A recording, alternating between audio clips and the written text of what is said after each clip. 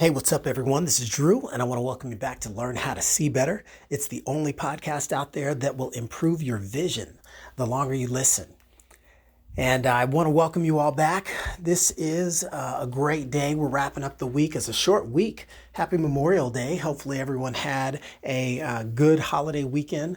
Hopefully you were able to enjoy that time wherever you are in the world. And if you were lucky enough to get to spend some quality time with loved ones, hope you really appreciated that and made the most of it.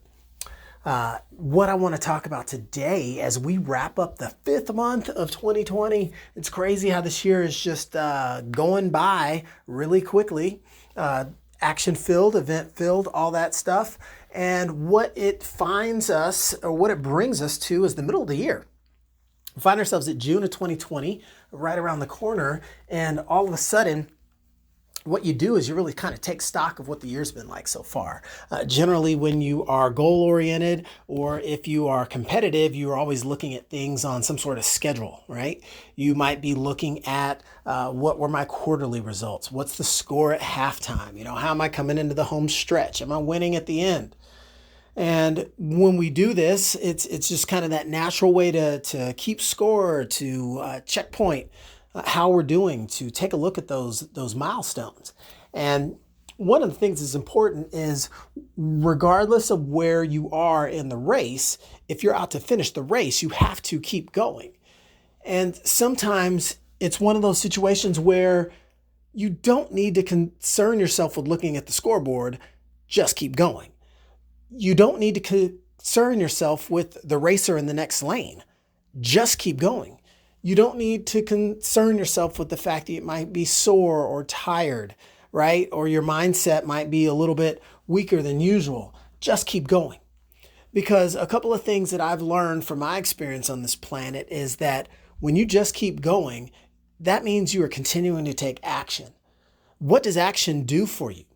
Even if it's improper action, even if it's imperfect action, even if it's, action that you're not the most confident in, if it's action, and if it's action that's definite and moving forward, that action is going to be very, very powerful in ways that you can barely see.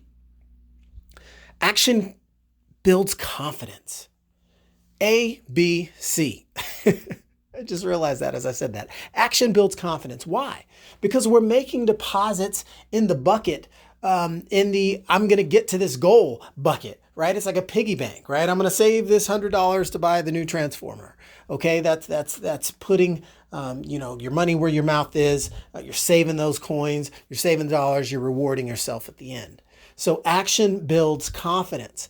And when you're able to stay active and taking action to move you forward, you're going to feel more and more confident that you won't be stopped. You'll feel a lot more confident that you're making progress. You'll see that if you don't stop, even though it feels like the progress is infinitesimally small, you're still inches ahead of where you were if you wouldn't have been taking action. So action builds confidence, and that's important to understand because that's a direct benefit. That's a direct positive thing that you can receive by taking action. Now, we as human beings tend to gravitate to one of two places. We will gravitate to places where we can get something pleasurable, right? We want to attain pleasure, and we will also gravitate to places that help us avoid pain. So how do you do that in this context? Well, I already told you that action builds confidence, and confidence, just the word sounds good. Confident. Look yourself in the mirror right now. I am confident. Isn't that empowering? So action builds confidence. What does action also do? Action cures fear. Action cures fear. Now, why is that important? Because one side of the equation, you look at the positive, you're becoming more confident. And on the other side of the coin, you're helping to eliminate a negative. Action cures fear. Okay? It reminds me of the time I heard there was a quote, I guess, a passage from Warren Buffett, the great investor, right? The great stock market investor. And he talks about the fact that he was never a fan of public speaking.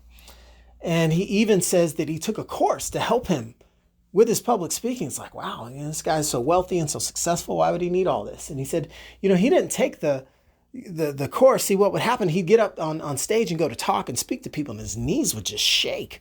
And, you can imagine somebody standing there with wobbly knees about to fall over. Is this guy going to make it? Is he going to pass out? What's going on? And so he said he took this specific course on public speaking, not to stop his knees from shaking,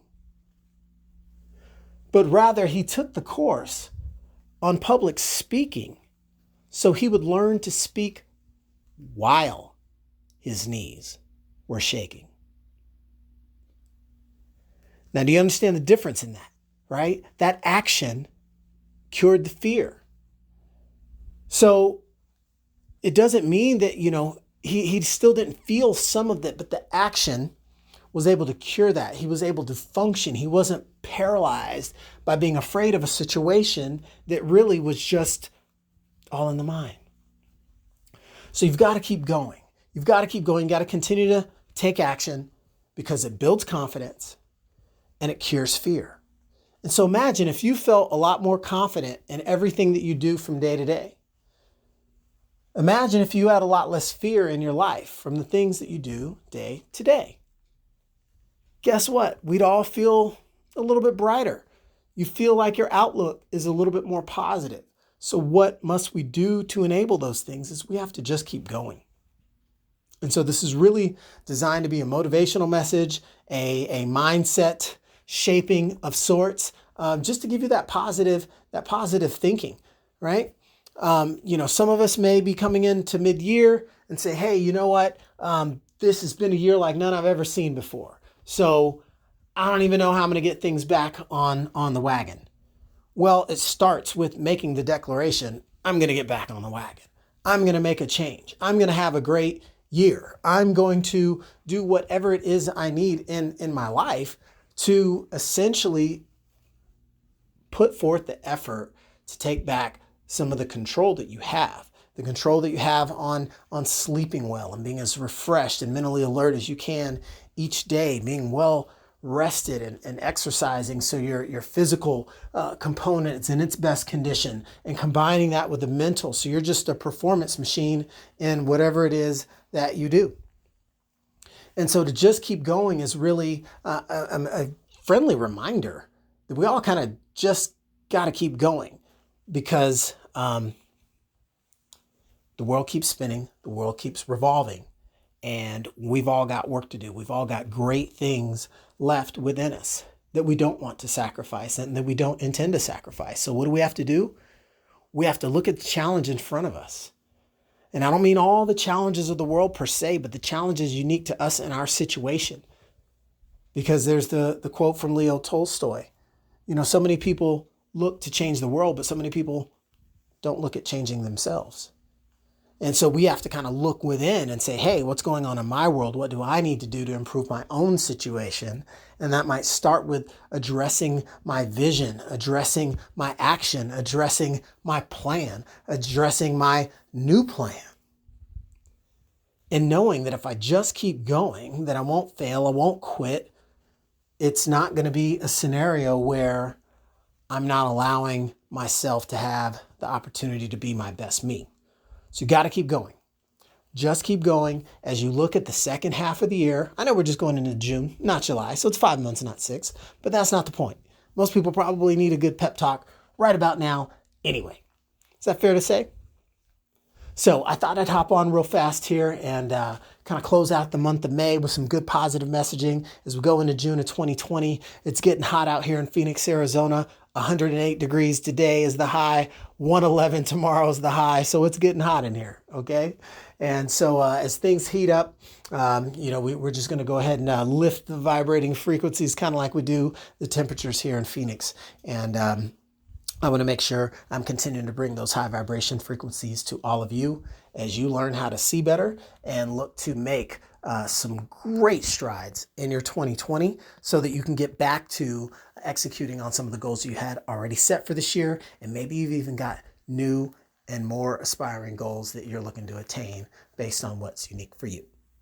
So until next time, I want to thank you all for joining. If this resonates with you well, tune in again or share it with a friend.